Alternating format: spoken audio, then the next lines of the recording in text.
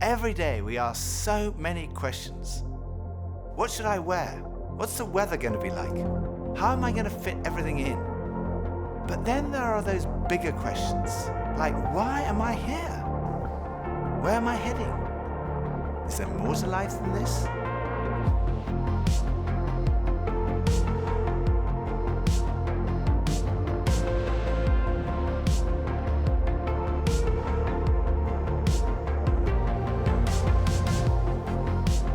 I had arrived at an answer to the most important issue that we humans ever deal with. Is there a God?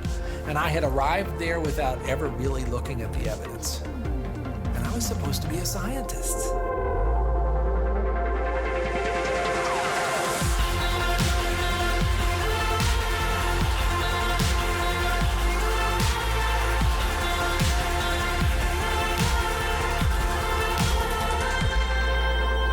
At 28, I had gotten many of the things that I thought I wanted.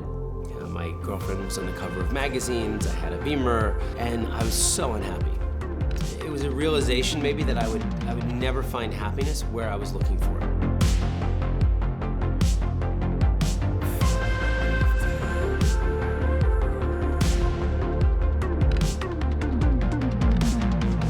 I think for so many years, I always just strived to be strong in myself. All I needed was me and my buddies and, we'd be like invincible.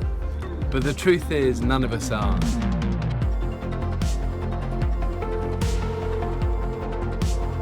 And I found purpose, I found meaning, I found hope. God took something so broken and made it a beautiful art piece. Alpha is a place where you can be yourself. You can say what you think and challenge everything. No question is too complex or too simple. And what your point of view is as important as anyone else's. We are going on a journey together, an adventure to explore the questions of life, faith, and meaning.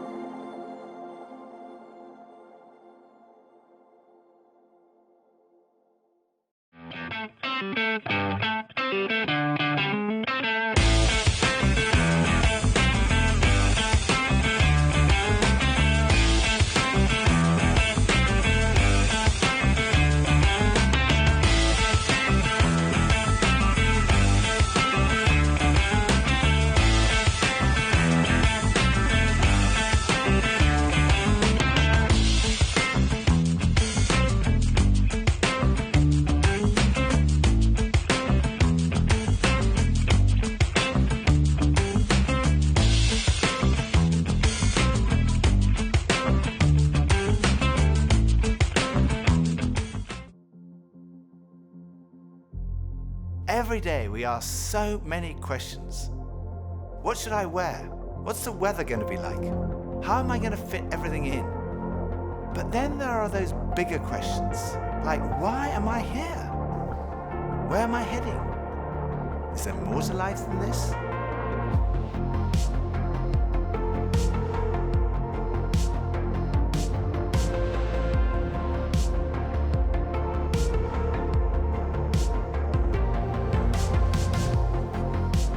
I had arrived at an answer to the most important issue that we humans ever deal with. Is there a God?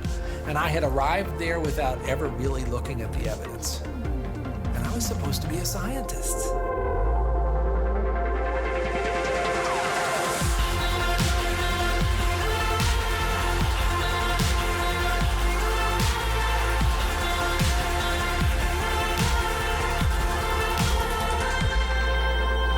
At 28, I had gotten many of the things that I thought I wanted.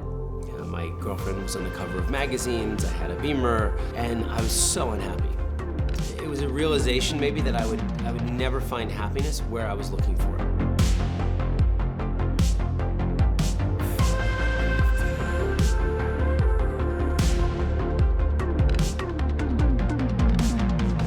I think for so many years, I always just strived to be strong in myself. All I needed was me and my buddies and, we'd be like invincible. But the truth is, none of us are.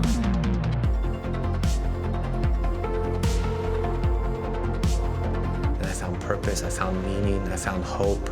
God took something so broken and made it a beautiful art piece.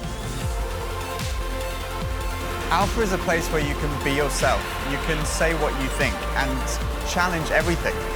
No question is too complex or too simple. And what your point of view is as important as anyone else's. We are going on a journey together, an adventure to explore the questions of life, faith, and meaning.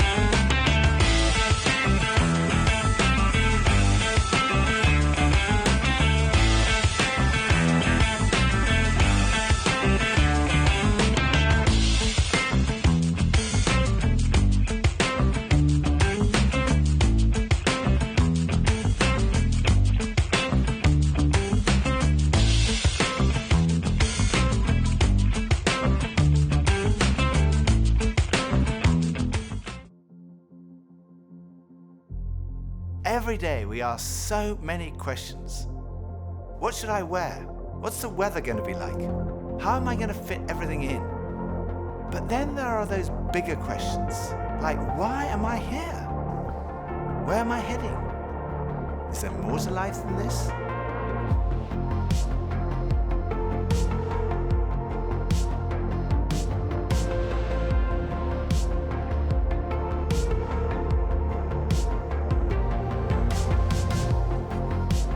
I had arrived at an answer to the most important issue that we humans ever deal with. Is there a God? And I had arrived there without ever really looking at the evidence. And I was supposed to be a scientist.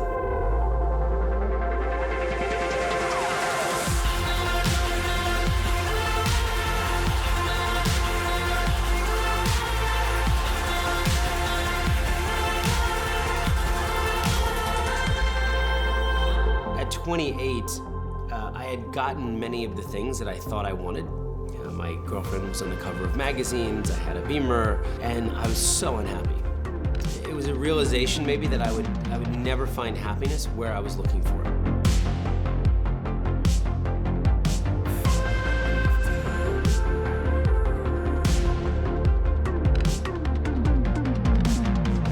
I think for so many years, you know, I always just strived to be strong in myself. All I needed was me and my buddies and, you know, we'd be like invincible.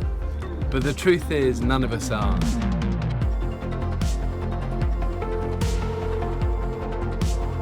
And I found purpose, I found meaning, I found hope. God took something so broken and made it a beautiful art piece.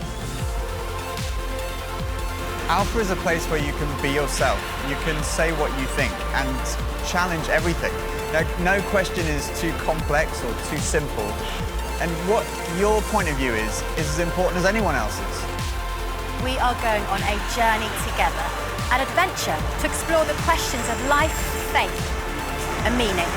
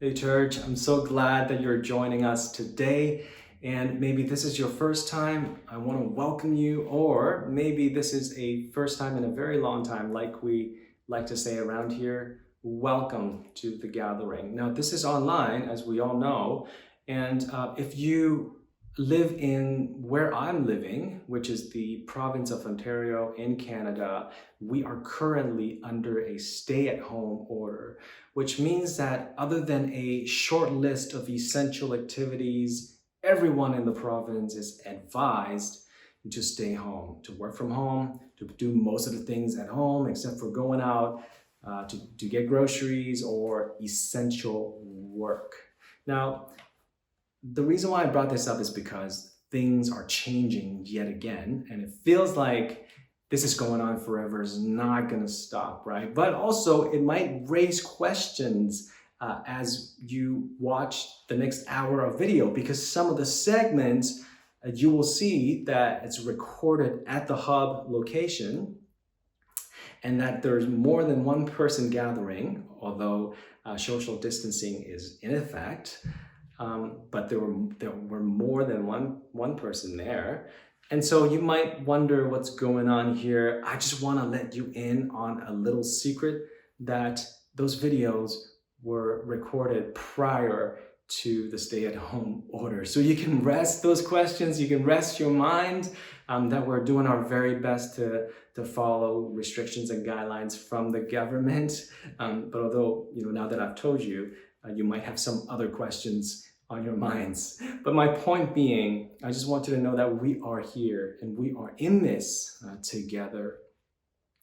and we will get through this together, which highlights why our time together online for the next hour or so is so important.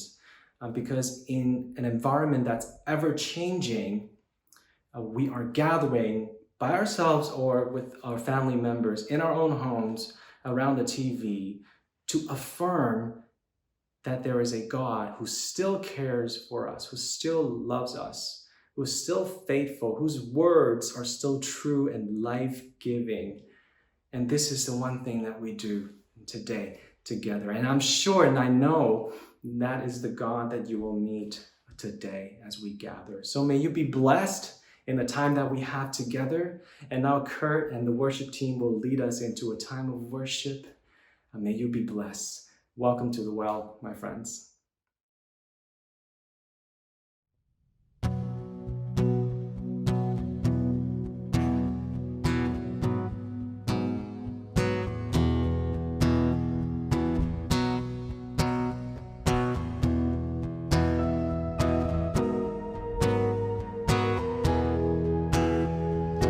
Heavenly Father, you always amaze me.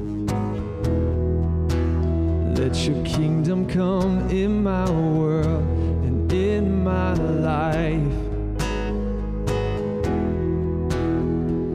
Give me the food I need to live through today. Forgive me as I forgive the people that wrong me. Lead me far from temptation and deliver me from the evil one.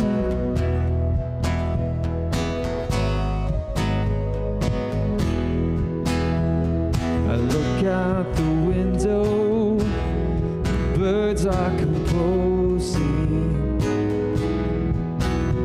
Not a note is out of tune or out of place.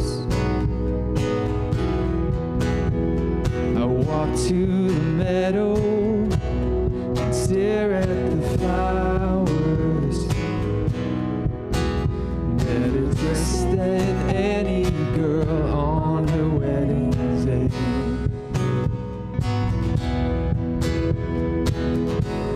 So why should I worry? Why do I freak out? God knows what I need. You know what I need. Your love is, your love is, your love is strong. Your love is, your love is, your love is strong. Your love is, your love is, your love is strong.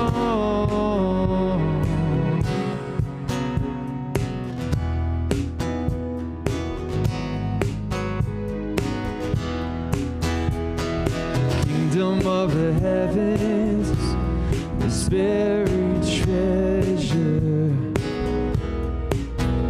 Invade my heart, invade this broken town. The kingdom of the heavens, this buried treasure. Would you sell yourself to buy the ones you found? The two things you told me, that you are strong and you love me. Yes, you love me. Your love is, your love is, your love is strong. Your love is, your love is, your love is strong. Your love is, your love is, your love is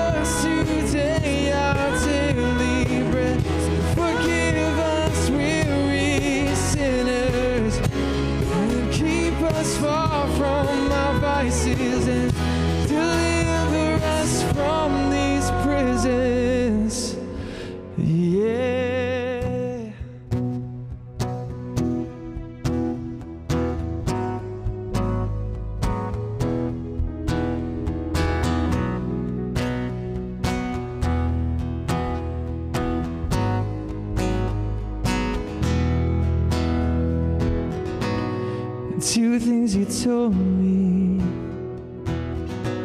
that you are strong and you love me.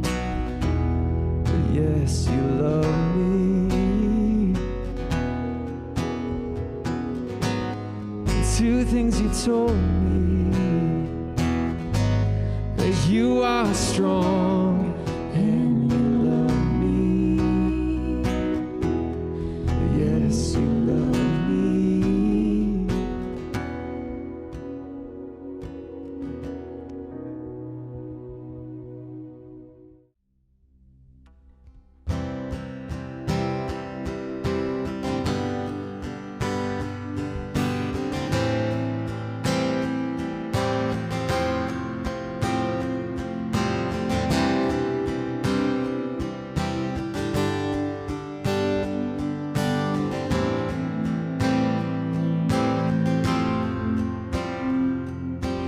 Falling on my knees in worship, giving all I am to seek your face. Lord, all I am is yours. My whole life I place in your hand. God of mercy, humbled I bow down in your presence at your throne.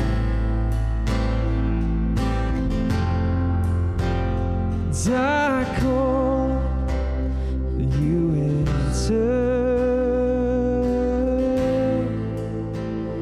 and you came to my rescue, and I wanna be where you are.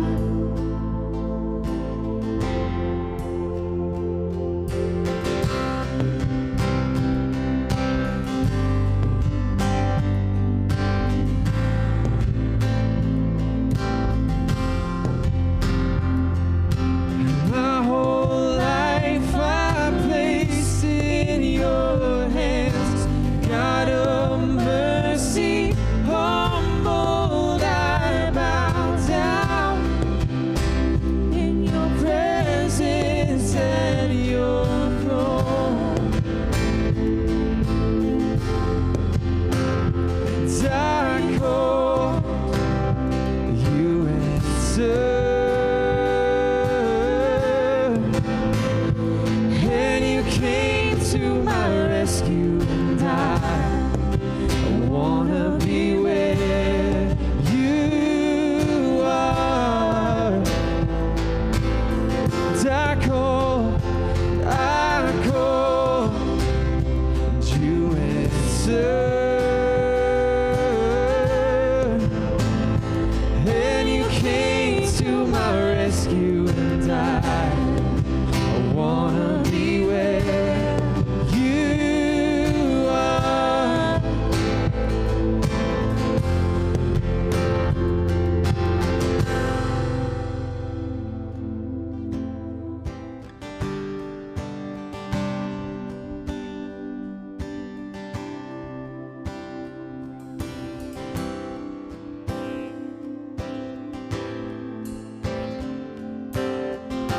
Sing this as a prayer. Oh God. In my life, be lifted high. Our world, be lifted high. Our love, be lifted high. Yes, Lord. In my life, be lifted high. Our world, be lifted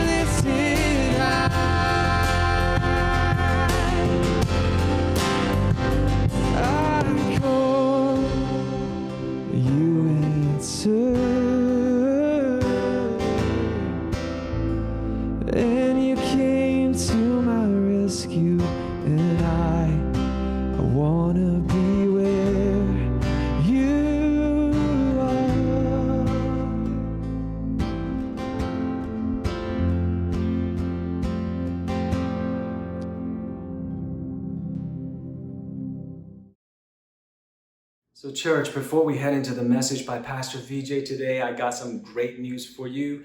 The numbers are in for 2020 giving, and we marked a slight increase in our giving in year 2020 as compared to 2019. Now, let's put things in a bit of a context. Now, earlier on in 2020, we actually forecasted a 15% decrease in giving for 2020. And on top of that, we know that we're still in a pandemic, and 2020 was actually the year of the pandemic, that not only didn't the giving decrease, but it actually marked a slight increase. And this is very much a miracle. And so God has provided for us this way, and I'm so thankful. And we were also able to give out several thousands of dollars from our Compassion Fund to help people who are in need. And another way that we saw how God has worked and provided was through the week of prayer.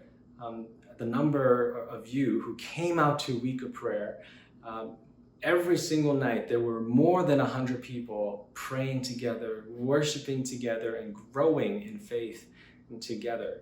So church, I am thankful for your giving and for your praying. And it is really a testament of how much you want to trust God and depend on Him. So can I invite you to just pray with me, to give thanks to God for what He's doing and ask Him for more. And let's pray. Let's just pray together. God, we thank you because we just received this great news that the numbers for giving for the past year has gone up. And so God, this is really a surprise.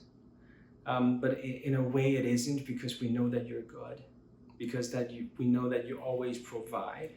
But the fact that you have called upon us and placed on our hearts of what is important, and that you've asked us to give, and that the church responded generously. God, this is your work.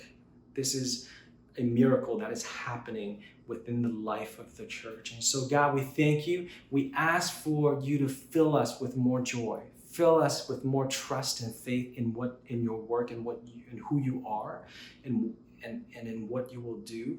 And so God, teach us to yearn for the unfolding of your kingdom on earth. Teach us to love what you love.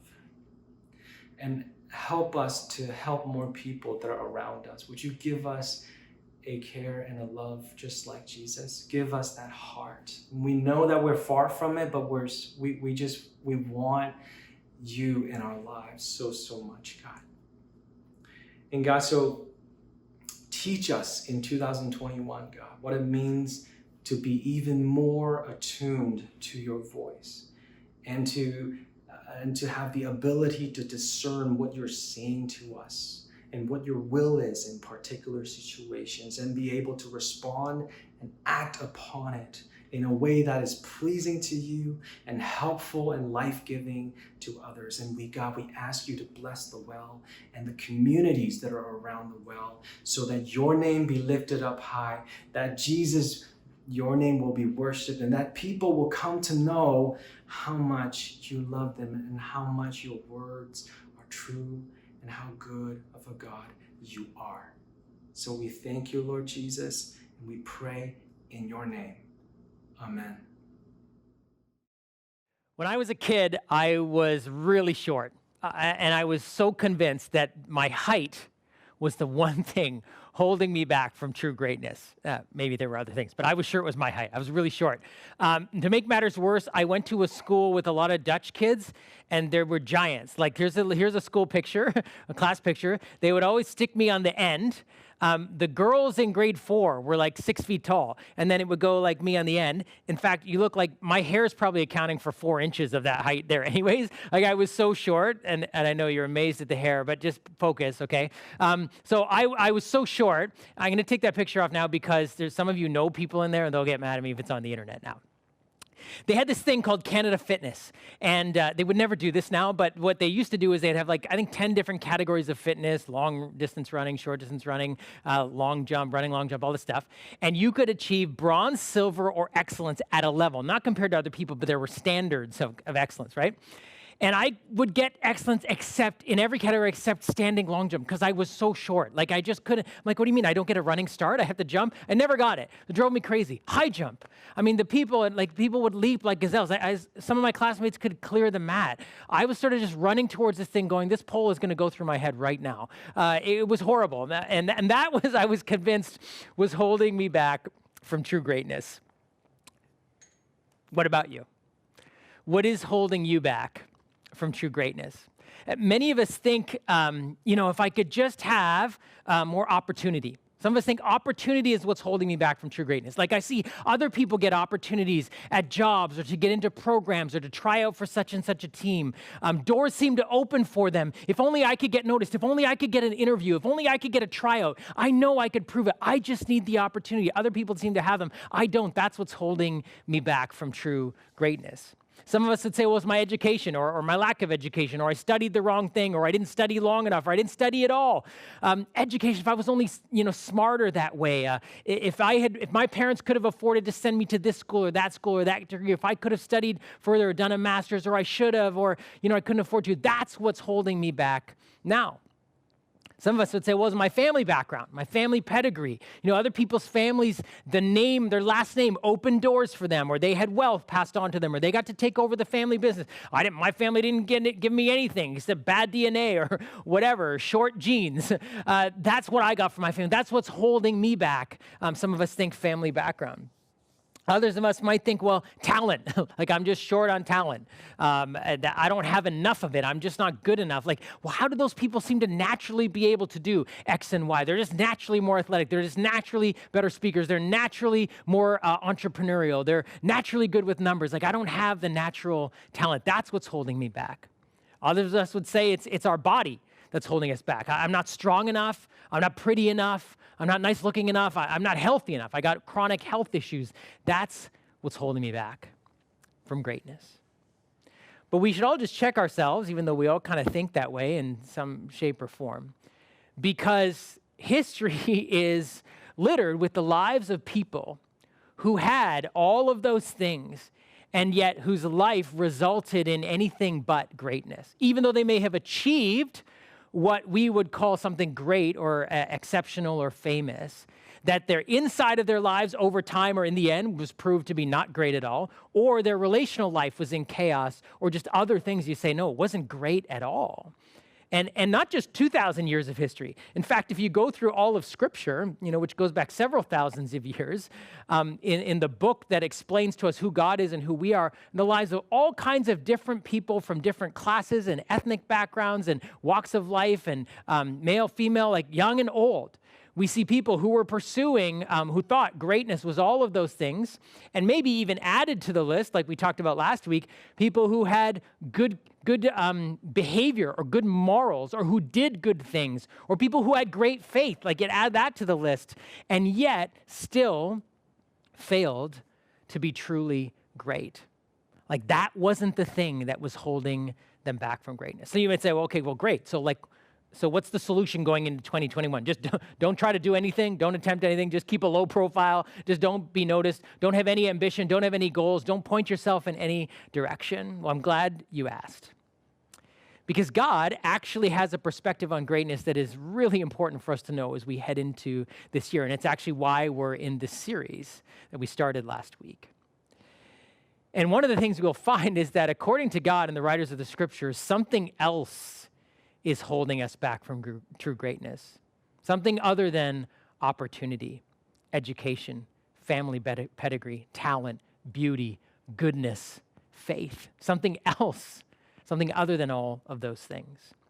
We began last week reading in what is going to be our guide for this series as a portion of a letter that the Apostle Paul, one of the earliest and most influential followers of Jesus, wrote, listen, to a young church in the city of Corinth, which is an isthmus off the southwest coast of Greece, a part of Greece. and it was part of the Greek Empire in the modern day and moved to part of the Roman Empire in ancient times. And Corinth was a place where people were running hard after all of those things. Wealth and power and beauty and success. It was also part of the Greco-Roman culture that valued the body for its athletic ability, valued the body for its beauty, and valued the mind for its philosophy and its sharpness. And so Greco-Roman culture and Corinth itself was all about all of those things that we would say amount to or open the doors, if you will, to greatness.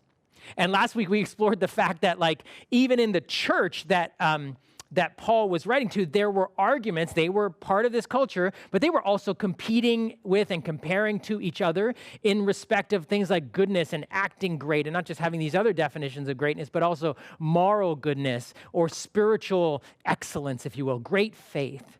And in the middle of that whole conversation, Paul drops this bomb on them and says, you know what, none of that matters if you don't have love.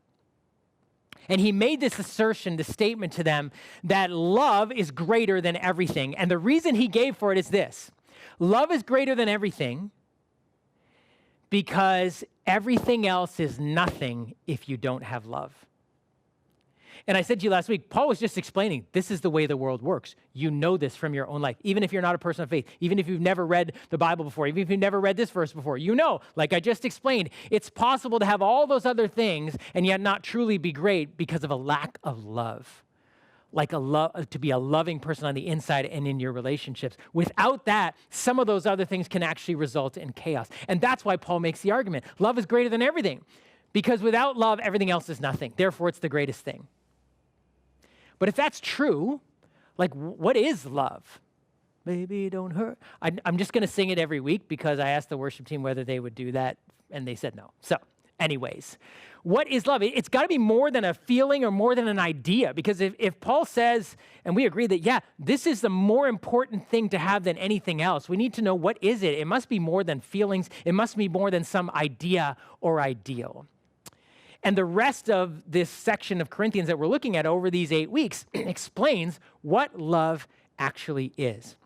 And I want you to listen today as Tanya Buchan from our Vaughan site explains to us the beginning of Paul's argument to help us understand what love really is. If I speak in the tongues of men or of angels, but do not have love, I am only a resounding gong or a clanging cymbal. If I have the gift of prophecy and can fathom all mysteries and all knowledge, and if I have a faith that can move mountains, but do not have love, I am nothing. If I give all I possess to the poor and give over my body to hardship that I may boast, but do not have love, I gain nothing. Love is patient. Love is kind. It does not envy. It does not boast. It is not proud. It does not dishonor others. It is not self-seeking. In this scripture, as Paul begins to explain to his listeners and to us what love is, he uses a word that is really important, and it actually is the key for us understanding, I think, all the rest of the descriptors of what love is, and so that's why we're beginning with it here. It's a word actually that is the opposite of what love is. The word is pride. Pride is the opposite of love, not hate, pride. Now, I know it's sometimes not helpful to define something by saying what it isn't, but in this case, this actually is really helpful for us. Now, when I say the word pride, it's easy for us to think of pride as arrogance, boastfulness, an attitude that says, I'm good. In my day, we said, I'm all that. My kids' day, we say, yeah, you flex. This is what you're flexing about. People who flex, they're arrogant. They're all about what they look like, what they sound like, who they know, where they've been, how much they have, what they wear, all of those things. It's easy for us to see, or maybe you think synonymously arrogance and pride. Like when someone, if you say, so that's a proud person, you think they're boastful, they're arrogant, they're all about themselves. They're a, I'm good kind of person. And that's true. That's one way that pride looks. But actually, the opposite of arrogance is also pride, and that is insecurity. Insecurity says, I'm no good. Insecurity hates being in the limelight, hates having any attention. Insecurity cannot accept any compliment or praise. Insecurity is constantly afraid of being rejected or assuming that one will be rejected. Insecurity is constantly saying, how did I come across? Are they going to like me? Insecurity worries and constantly compares to others and feels that they fall short. That's insecurity. And we don't think of that as pride, but it is. It's the opposite end of the spectrum, but both arrogance and insecurity are proud. Why? Because pride is an obsession with self. Pride is an obsession with self. And the person who is boastful and arrogant and all about themselves and says, I'm good, and draws attention to themselves, and the person who is insecure, who doesn't want to be noticed, who is constantly afraid of failing or feeling like they missed the mark, they are also obsessed with themselves. Either way, both in arrogance or insecurity, is an obsession, a preoccupation with self. And that's what makes pride so deadly, right? Because it can grow in success and in failure. You can succeed and grow in arrogance and be more proud. You can fail and grow in insecurity and be more proud. Why? Either way, whether in success or failure, the temptation is to obsess with self to a greater and greater degree. And that's why pride is so deadly. Success or failure can allow it to grow. And it can be at home, it can be found on the basketball court, in the boardroom, in the school, in the bar, and in the cathedral. There is no place and no person that it respects. It can be found anywhere, and that's why it's so deadly. Pride, this preoccupation with self. And as we understand what it is, the Apostle Paul goes on to give us another word that expands on this idea of pride in another statement he makes about what love isn't, that helps us understand it even more. He says, love is not self-seeking. Love is not self-seeking. And this is connected to the idea of pride. Now, the word seeking, is the Greek word used there is zeteo, which means to desperately and earnestly search for or seek after. That's what the word seeking, that's what the Greek word zeteo means. Now, if you're familiar or not with some of Jesus' teachings, he told a couple of stories where he used the word zeteo. He talked about a woman who was a widow, who therefore probably in those days would have been in a difficult financial situation, who lost a very valuable coin that was worth a lot of money. And Jesus said, she looked for it desperately because she needed it. Or he said there was a man who had 100 sheep and he lost a sheep. And he desperately looked for and searched for, that's that word zeteo, to find that sheep because it was valuable to him. That's the word that Paul uses. And yet he says love is not someone who desperately searches and seeks for and looks out for themselves. That's pride, an obsession with self, someone who desperately seeks, earnestly looks for and looks out for oneself. This is what expands this idea of pride to self-seeking. And both the person who is arrogant and the person who is insecure, and all of us who are a little bit of both and in between in various ways, are doing that. We are preoccupied. We are searching for, looking for, desperately clinging to ourselves. And we look for any opportunity and advantage or whatever it is, or our whole world is preoccupied with the self. He said that is the opposite of love. Why? Because love is fundamentally about others. Pride, self-seeking, is fundamentally about oneself. And here's the thing. Pride is not just the opposite of love. It's not just this sort of deadly, kind of innocuous thing that sits underneath the surface or seemingly thing, but it actually affects all of our relationships. It can also sabotage love. And by that I mean pride can get in the way of us being able to show love and us being able to receive love. And let me give you a couple of examples of how this works. And maybe these examples seem strange, or maybe I'm reading your mail. Either way. Now let's suppose I am an amazing cook, which I'm not. I love to cook, but let's suppose I'm amazing at it. And I am like someone who is, I read all the magazines about entertaining. And so my home is decorated perfectly, just the touches, the lighting, the art, the atmosphere, the entryway when you come in. And if I invite you over, and all of the food is going to be done perfectly, the latest recipes, I've got all the wines paired perfectly, and the smell of the house is perfect.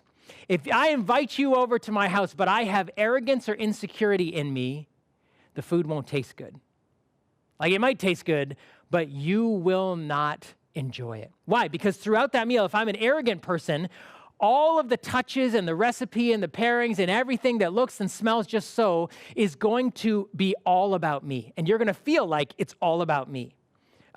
You're not going to be prioritizing that. I am. And you might even feel bad about yourself and about your cooking and about your home and whatever, because I'm doing something, but arrogance is what's leading the way. And that pride is getting in the way of me actually being able to love you. I can't show love because my pride is getting in the way. Or if I'm insecure, I'll be so worried about whether you like it, and I'll be asking too many questions. I might even overfeed you, God forbid. I might not even sit down with you and look you in the eye and ask you a question how you're doing, because I'm all about, are you having a good time? Did everyone get enough to eat? And did I cook it? And do people like me? So my insecurity is actually getting in the way. You won't feel loved even if you felt fed.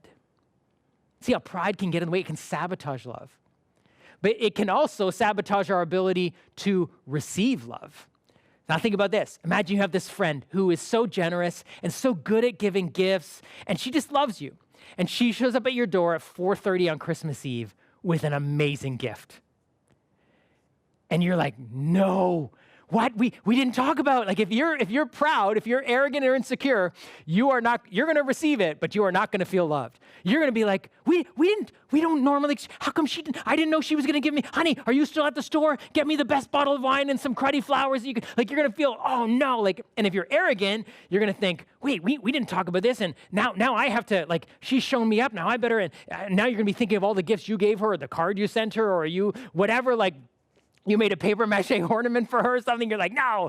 Or if you're insecure, you'll feel ashamed. Oh, embarrassed, oh, I can't, and you'll feel indebted. So you'll be annoyed, you'll be frustrated, you'll maybe feel ashamed, you'll maybe feel kind of offended, you'll be resentful, but you won't feel loved. You will miss the opportunity to receive the love that person wanted to give you by giving you a beautiful gift. See, friends, this is how, love is, pride is so tricky and deadly, right? Not only is it everywhere and it can breed and grow in success or failure, but it also can sabotage our ability to show love and our ability to receive love.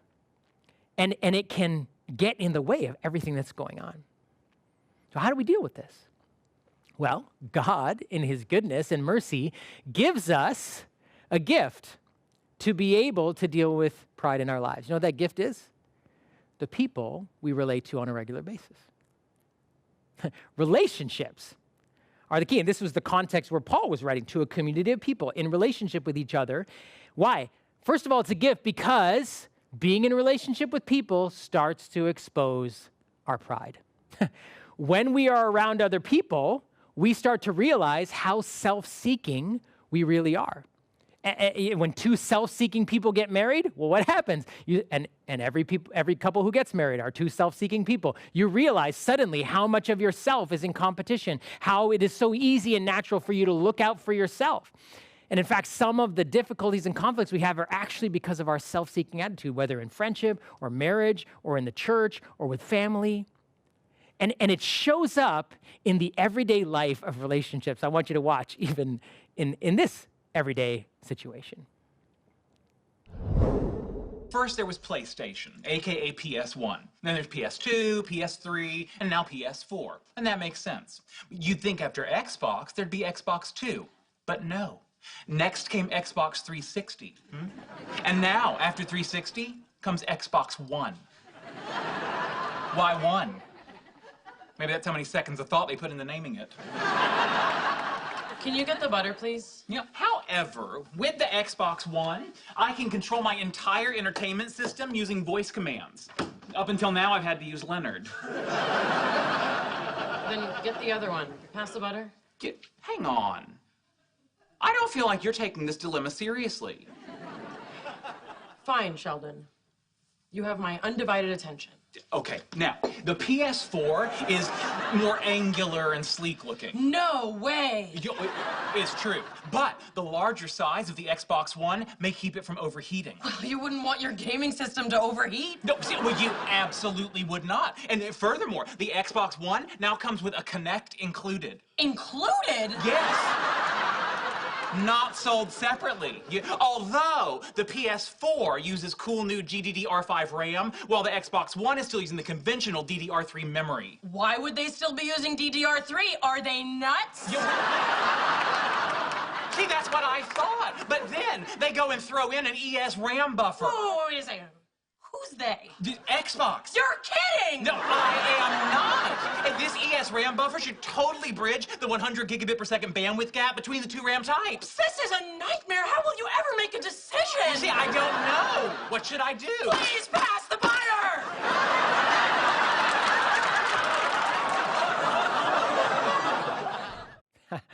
That's funny, right? The everyday people that we do life with, and people we're closest to in relationships, one of the very first things you will find is that the source of your conflict with them, the source of your annoyance with them, might first and foremost be because you are a self-seeking person. Because I am a self-seeking person. What we want to blame on other people or blame on our circumstances or blame on how they're acting actually could be that it is bringing out the instinct that we have to desperately look for and seek for and search for ourselves, our well-being, our benefit, or just the obsession we have with ourselves. It's so interesting. When Jen and I got married, we discovered pretty early on that she and I both occupied the opposite ends of the spectrum of pride. I know this is very hard for you to imagine, but I was arrogant. I still am in many ways. She was insecure. And so she would say to me, so you walk into a room and you just assume people want to talk to you. I'm like, yeah. She said, well, I just assume people don't want to talk to me. You walk into a room and you hold court telling stories and you're assuming that everybody wants to listen to everything you have to say. She's like, I think I have nothing to say. And we sort of laughed about it, but we realized that was actually a problem in both of our lives. It was affecting both of our relationships with other people, but it was also affecting our relationship with each other. But I didn't realize it until I got into a relationship with someone so close to me that started to point out how I valued my opinions about things more than I valued her opinions about things. I remember even in like the first month we were married, this is so bad. It was Friday night and she said, oh, what are we doing tonight? I'm like, oh, I don't know. I'm going out with my friends. She's like, what? I said, yeah, I made some plans to go out. She's like, what am I going to do? I'm like, oh, well, whatever you want to do. She's like, you didn't think to tell me you were going out. So I'm better now, like 19 years later. But like, wow, it was just an orientation of self that I just had and I imported into my marriage. And a lot of conflict comes and we occupy different ends of the spectrum. Well, God has had to work.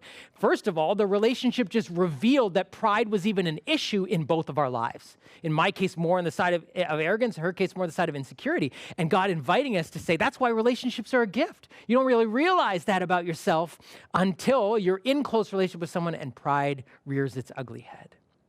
But here's how the gift works in a second way. The other people God has put in our lives are not just ones who help us see that we are proud.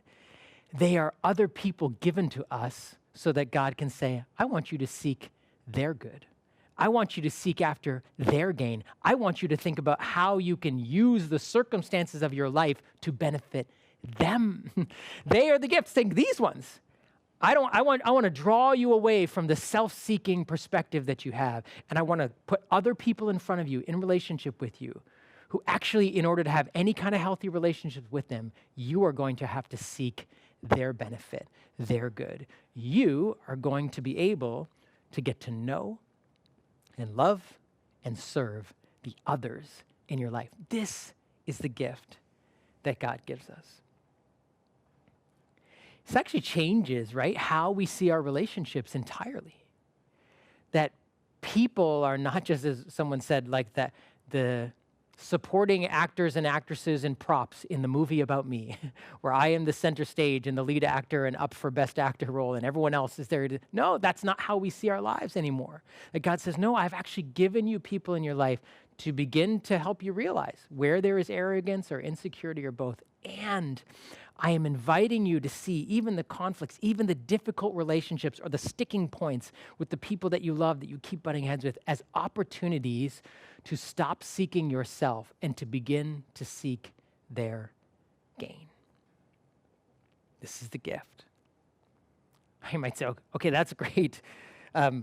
How do we really do that? Like, is it really possible to fight the inclination, the bent, the gravitational pull I'm telling you, I don't know who taught me to seek myself. I think I just learned it by myself. Like that's what happens. That's how we come into the world. That is the mark of what the scriptures call sin in our lives. We seek ourselves. How do we actually change that?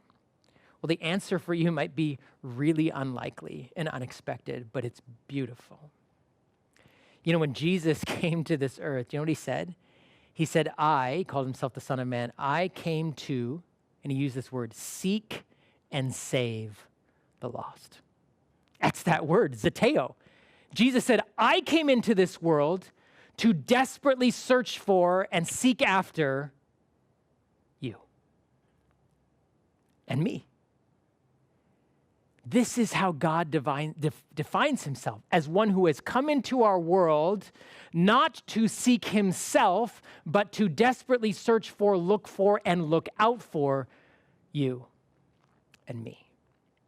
And this is the game changer for us in love. This is why Paul was even able to write this to this new Corinthian church, this group of Jesus followers, saying, Jesus has set the bar. Jesus has changed the game for us. Now we are not just left to ourselves to this self-seeking bent, but Jesus has come. How?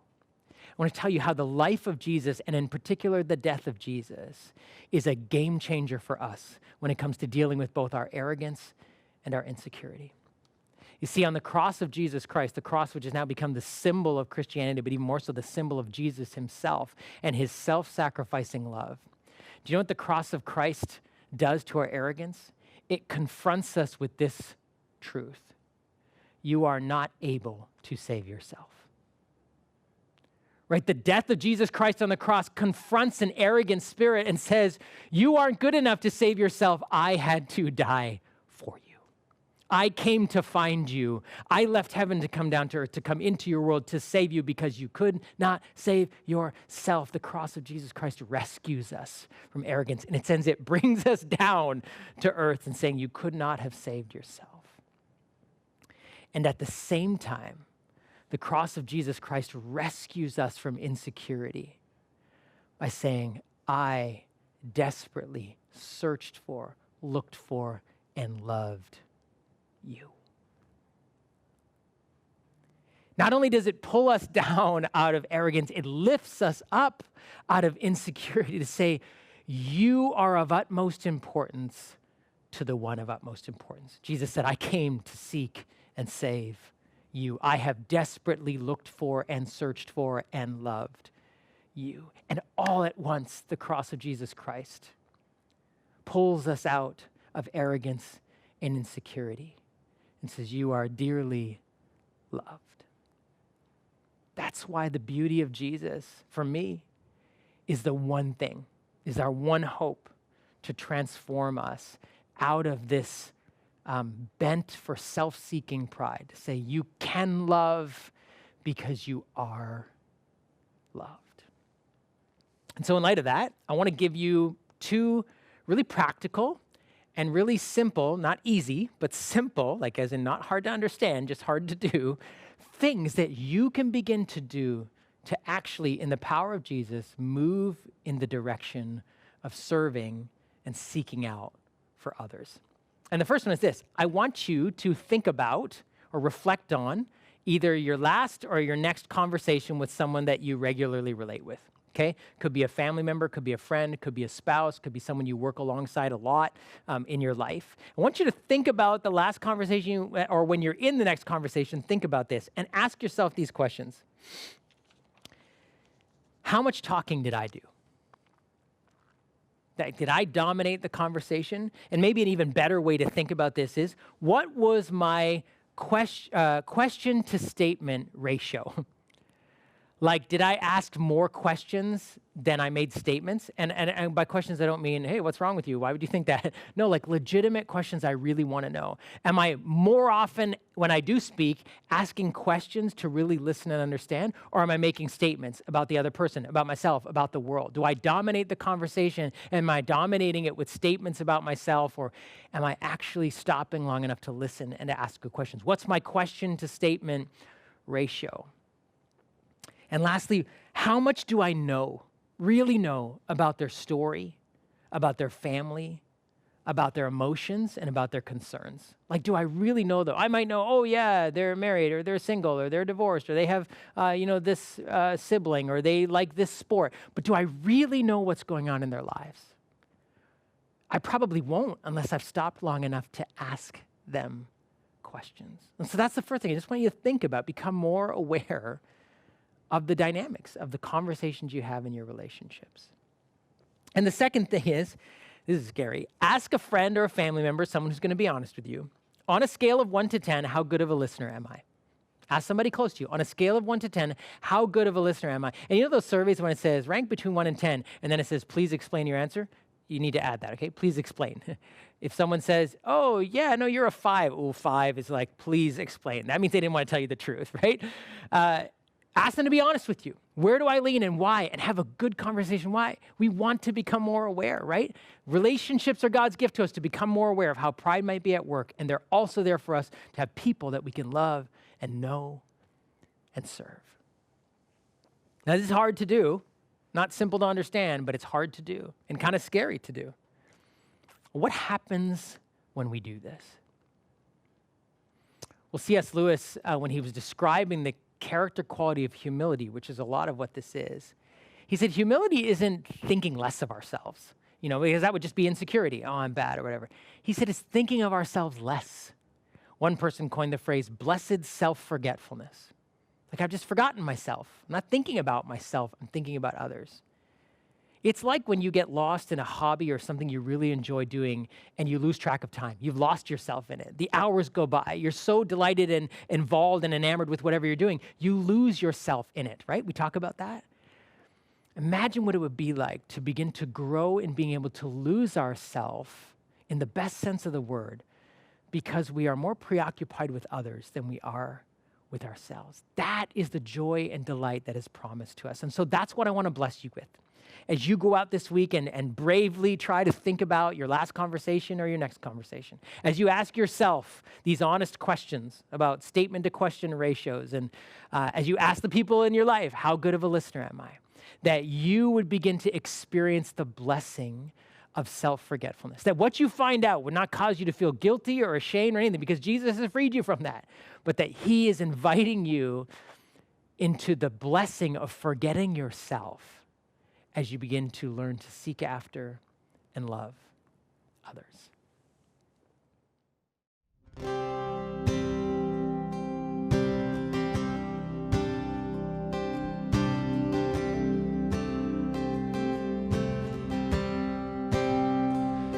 From the darkness, I called your name, and into darkness, your mercy came. You called me out, lifted me up. How great is your love? You bore my weakness, you took my shame, buried my burdens in fields of grace. You called me out, lifted me up. How great is your love?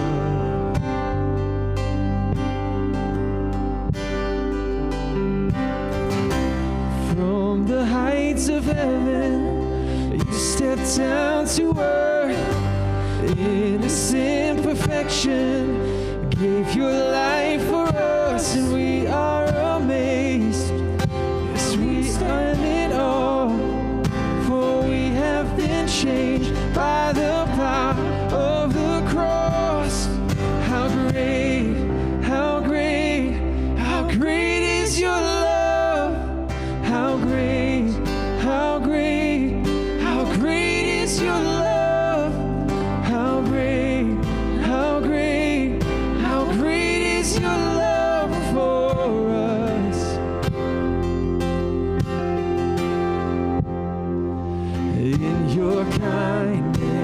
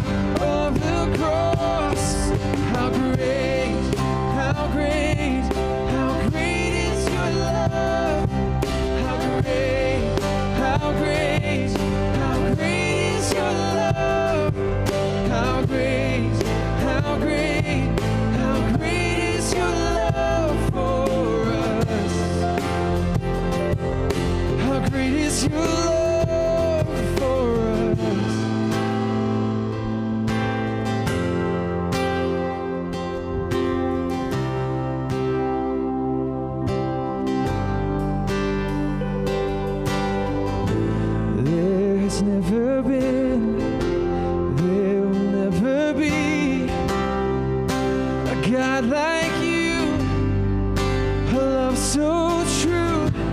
There has never been, there will never be a God like you, a love so true. Sing it out.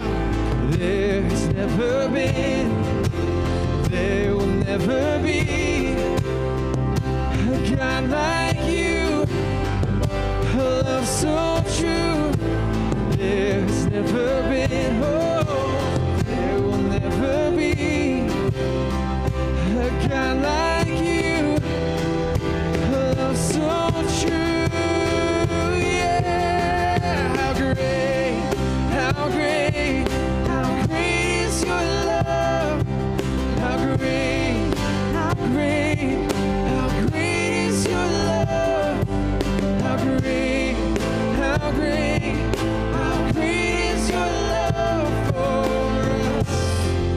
Oh, how great is your love. We sing how great, how great, how great is your love. How great, how great, how great is your love. How great, how great, how great is your love for us. How great is your love for us. Thank you, God.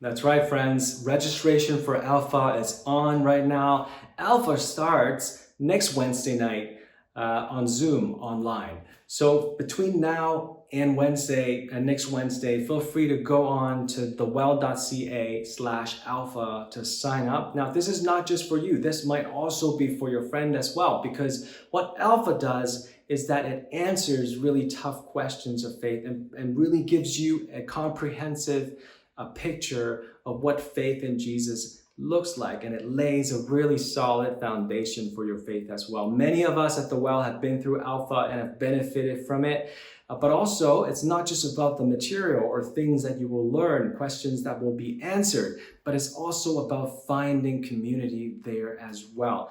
Alpha is hosted by people from The Well, by us, and so it's really a time to connect with people here and also to be tapped into a community sort of going on the same journey as well. And as we all know, journeying with the community on faith, about faith, it is absolutely crucial to our growth and walk in Jesus. So I encourage you to go online. Head on over to www.thewell.ca/alpha and sign up, or send the link to your friend and invite them to be there at Alpha.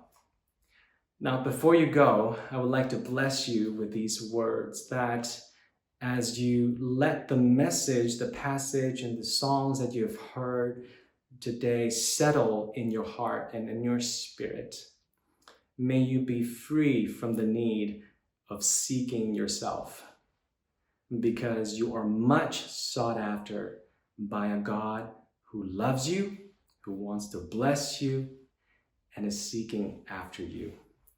Be blessed, my friends.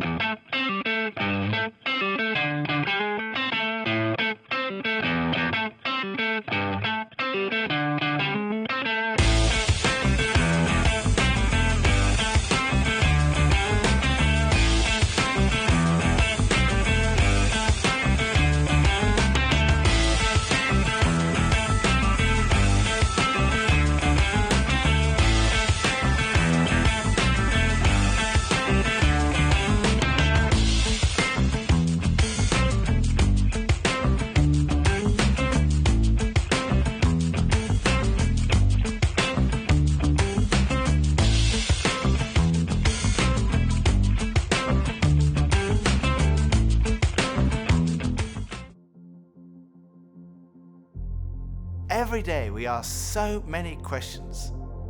What should I wear? What's the weather going to be like? How am I going to fit everything in? But then there are those bigger questions, like why am I here? Where am I heading? Is there more to life than this?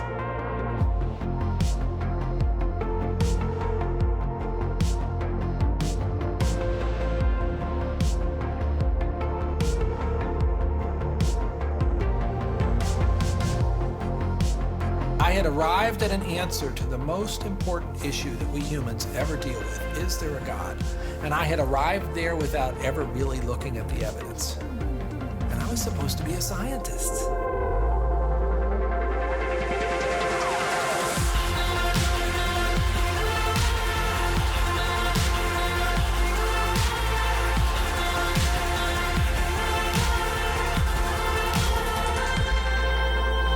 At 28, I had gotten many of the things that I thought I wanted. My girlfriend was on the cover of magazines, I had a Beamer, and I was so unhappy. It was a realization maybe that I would never find happiness where I was looking for it.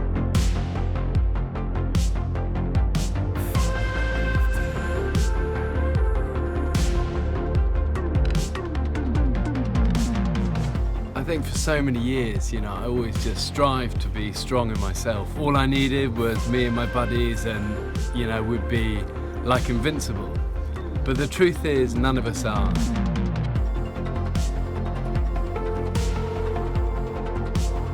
And I found purpose, I found meaning, I found hope. God took something so broken and made it a beautiful art piece. Alpha is a place where you can be yourself. You can say what you think and challenge everything. No question is too complex or too simple. And what your point of view is as important as anyone else's. We are going on a journey together, an adventure to explore the questions of life, faith, and meaning.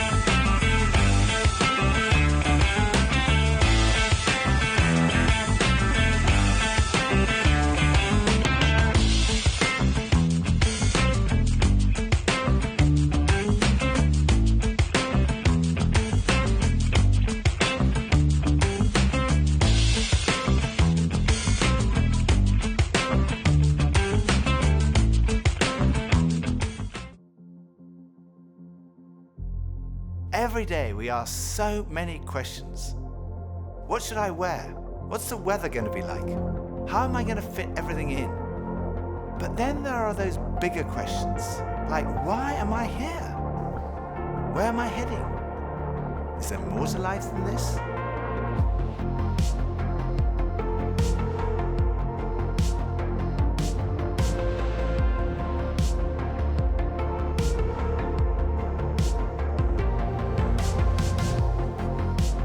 I had arrived at an answer to the most important issue that we humans ever deal with. Is there a God? And I had arrived there without ever really looking at the evidence. And I was supposed to be a scientist.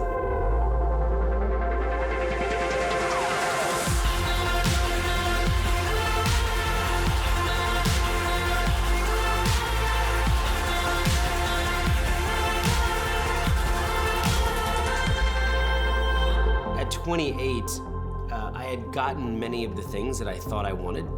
My girlfriend was on the cover of magazines, I had a Beamer, and I was so unhappy. It was a realization maybe that I would never find happiness where I was looking for it.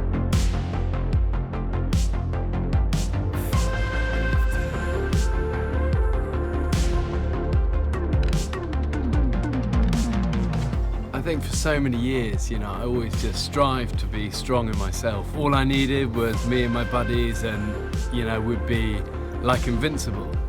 But the truth is, none of us are.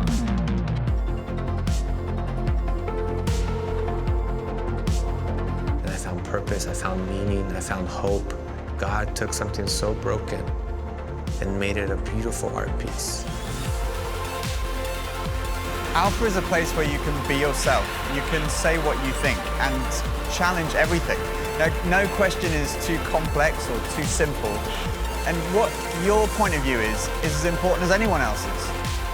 We are going on a journey together, an adventure to explore the questions of life, faith, and meaning.